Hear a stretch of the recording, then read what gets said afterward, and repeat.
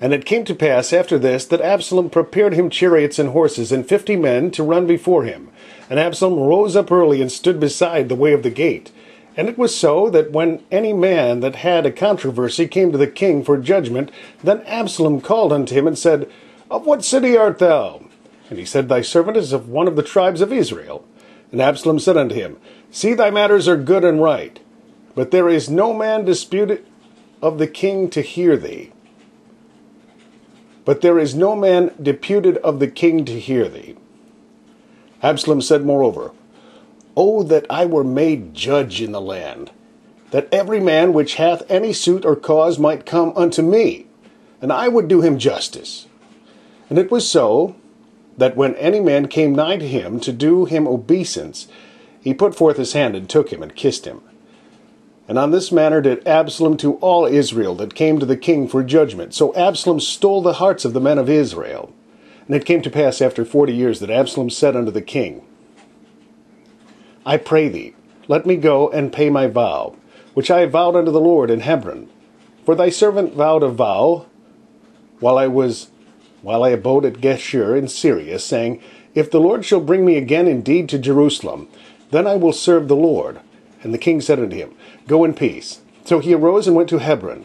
But Absalom sent spies throughout all the tribes of Israel, saying, As soon as ye hear the sound of the trumpet, then ye shall say, Absalom reigneth in Hebron.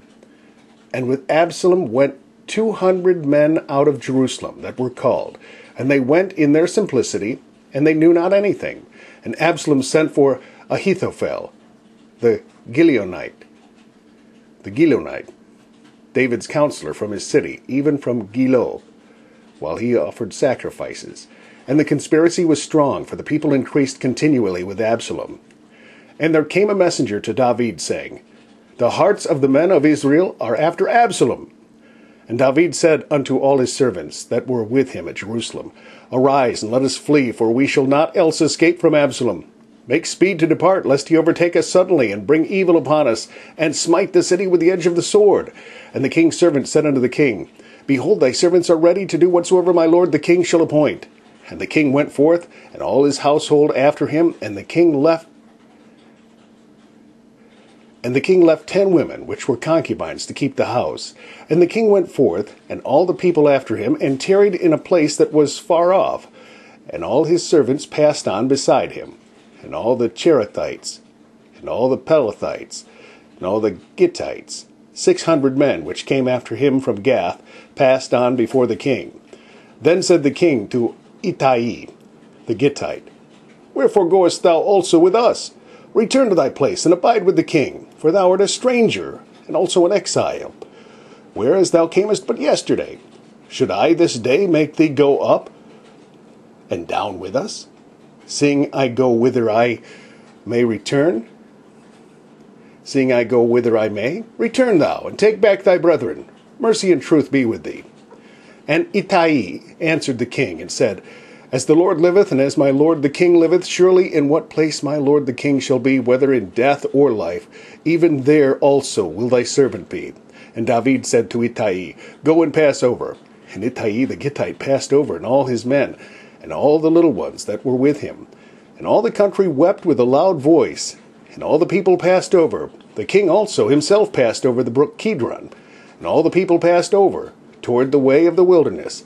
And lo, Zadok also, and all the Levites were with him, bearing the ark of the covenant of God. And they set down the ark of God, and Abiathar went up, until all the people had done passing out of the city.